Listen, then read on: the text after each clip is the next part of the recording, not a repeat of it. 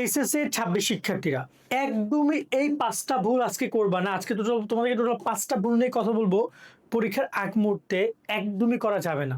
আমি খুব বেশি সময় দিব না। চলো আমরা মূল টপিকে যাচ্ছি। তবে যারা এখনো আমাদের YouTube channel, facebook page subscribe and follow বাটনে ক্লিক করে না, ফলো বাটনে ক্লিক করে রাখো। এরকম সুন্দর ভিডিওগুলো পাবো। প্রত্যেকটা পরীক্ষার আগে গুরুত্বপূর্ণ সাজেশন এন্ড সলিউশন থেকে শুরু করে সবকিছু পাচ্ছ। বিশ্ববিদ্যালয় ভর্তির আপডেট থেকে শুরু করে সবকিছু। তাই অবশ্যই শোভনের স্মৃতির সাথে কানেক্টেড থাকবা। প্রথমে যে ভুলটা নিয়ে আমরা ডিসকাশন করব সেটা হচ্ছে যে শুধু সাজেশনের উপর নির্ভর করো না। কেন দেখো, কোশ্চেন একটা আসবে সবগুলো বোর্ডের, সো বেস্ট কোশ্চেনটাই আসবে। অনেকে দেখা যায় সব শুধু সাজেশন পড়ছো। হ্যাঁ, তুমি যেমন বাংলা ফার্স্ট পেপার অধ্যায়ভিত্তিক সাজেশন অনুসরণ করতে পারো, কিন্তু সৃজনশীল সাজেশন ওই কয়টায় সৃজনশীল পড়ে যাবা ৪টা ৫টা, এর বেশি পড়বো না, এটা ভুল করছো। এরকমের সাজেশন ফলো করো না। হ্যাঁ, ইংরেজির ক্ষেত্রে সাজেশন ফলো করতে পারো, সিন আনসিন এগুলো সাজেশন ফলো করতে পারো, কিন্তু যখন তোমার রাইটিং পার্ট আসবে, যখন তোমার ম্যাথমেটিক্যাল পার্ট আসবে, ওইখানে শুধুমাত্র 5টা সৃজনশীল, 10টা এমসিকিউ অথবা 50টা এমসিকিউ এরকম দেখলে স্পেসিফিক সাজেশন এইটা ফলো করো না। ট্রাই করো একটা অধ্যায় ধরার, ওই অধ্যায় সবগুলো পড়ার, সবগুলো কোশ্চেন পড়ার, অথবা ওই অধ্যায় সম্পর্কে পর্যাপ্ত ধারণা নিয়ে পরীক্ষা কেন্দ্রে যাওয়ার। কারণ বেস্ট কোশ্চেনটা তোমাদেরকে দিবে। কোশ্চেন কঠিন হইতে পারে, সহজ হইতে পারে, বাট যেন তোমার অধ্যায় সম্পর্কে পরিপূর্ণ জ্ঞান থাকে। মানে মুখস্থ বিদ্যা না, একটা নির্দিষ্ট কোনো সাজেশন না, নির্দিষ্ট 10টা বা 15টা প্রশ্ন না। তুমি ট্রাই করো অধ্যায় সম্পর্কে যথেষ্ট জ্ঞান নিয়ে তারপর যাওয়ার জন্য। 2 নম্বর যে পয়েন্টটা সেটা হচ্ছে যে তোমাদের শেষ মুহূর্তে নতুন অধ্যায়। অনেকেই দেখা যায় লাস্ট মোমেন্টে নতুন নতুন টপিক পড়ো, মুখস্থ করো, অথবা নতুন কোনো অধ্যায় ধরো। দেখো তোমার পরীক্ষা হয়তো বা কালকে সকালে, এরকম একটা সময় হইতে পারে, 2-4 দিন বাকি আছে বা একদিন বন্ধ পাইছো, মনে হয়েছে এই প্রশ্নটা অনেক ইম্পর্টেন্ট, তুমি নতুনটা পড়ছো, পাইছে যে পুরাতন যা পড়েছো ওইগুলো রিভিশন দেওয়ার সময় তোমার এখন, ওইগুলো ভুলে যাচ্ছ। সো নতুনের চক্করে তুমি পুরাতনগুলো রিভিশন দিচ্ছ না, বাট রিভিশন দেওয়া খুব ইম্পর্টেন্ট।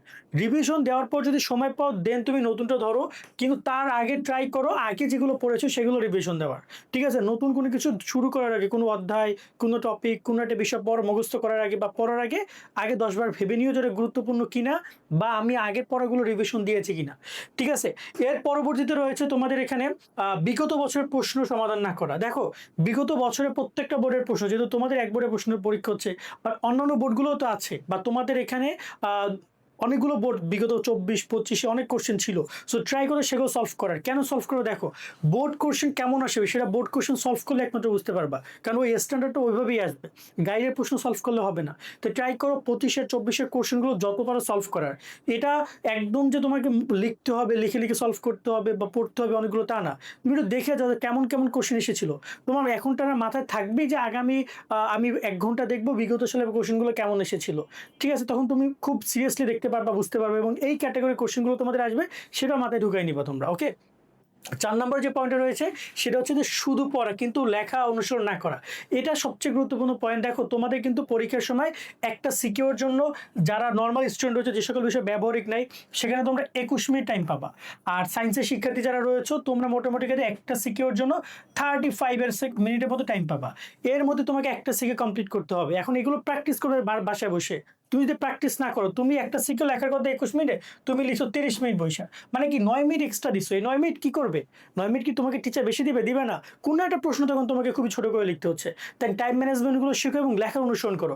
হাতের লেখা ভালো করা, স্পিড করা, কলমের যে ব্যাপারটা আছে, হাতের যে ব্যাপারটা আছে, এগুলো এই বাসায় বসে পরীক্ষার আগে ট্রাই করো। প্রত্যেকদিন 2-3টা করে সৃজনশীল লেখার, টাইম ধরে ধরে লেখার, এবং হাতের লেখা ঠিক করো কীভাবে সৃজনশীল প্রথম দিকে লিখবা, কীভাবে শেষের দিকে লিখবা, হাতের লেখা পরিষ্কার রাখবা।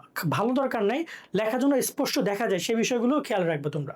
এবং সর্বশেষ 5 নম্বর হচ্ছে তোমাদের 5 নম্বরটা কি, একটু ওয়েট করে আমরা 5 নম্বর হচ্ছে যে মোবাইল এবং সোশ্যাল মিডিয়া বেশি যে সময় দিচ্ছে এটা নষ্ট করো, মানে নষ্ট হচ্ছে তোমাদের। এই সময়টা তোমরা একটু সেভ করো। কীরকমের আমি বলি, তোমার যত ফেসবুক, ইউটিউব, ইনস্টাগ্রাম, হোয়াটসঅ্যাপ সব কিছুর অ্যাপ, যে একটা নোটিফিকেশন আসে না, যে নোটিফিকেশনটা আসে যে তোমাকে টাং করে বলে, অথবা তোমার এই মেসেজ আসছে, ওই কমেন্ট আসছে, লাইক কত পড়ছে, এটা ওটা হ্যান ত্যান, সব অফ করে রাখো। কেন অফ করবা? কারণ তোমাকে জন্য তারা ডাকতে না পারে। যখন তোমার ভালো লাগবে তুমি নিজে মোবাইল ফোন খুলে দেখবা, ভালো লাগছে না, তুমি দেখা যায় একটু ইউটিউবে ভিডিও দেখবা, কোনো ক্লাস করবা, ফেসবুক গ্রুপে, হোয়াটসঅ্যাপ গ্রুপে চেক করবা, যখন তোমার ইচ্ছা হবে তখন তুমি, সেজন্য তোমাকে ডাকতে না পারে। তাই নোটিফিকেশনগুলো বন্ধ করে রাখো, এবং যত আলতু ফালতু সময় রিলস টিলস যা আছে এই পরীক্ষার 1 মাস থেকে দূরে থাকো। এই 5টা জিনিস ফলো করবা, ইনশাআল্লাহ ইনশাআল্লাহ অনেকগুলো জায়গায় তুমি সেভ হবে এবং অনেক ভালো রেজাল্ট করতে পারবা ইনশাআল্লাহ। দোয়া করি সকলের জন্য। সকলে অনেক অনেক ভালো থাকবা। আল্লাহ হাফেজ।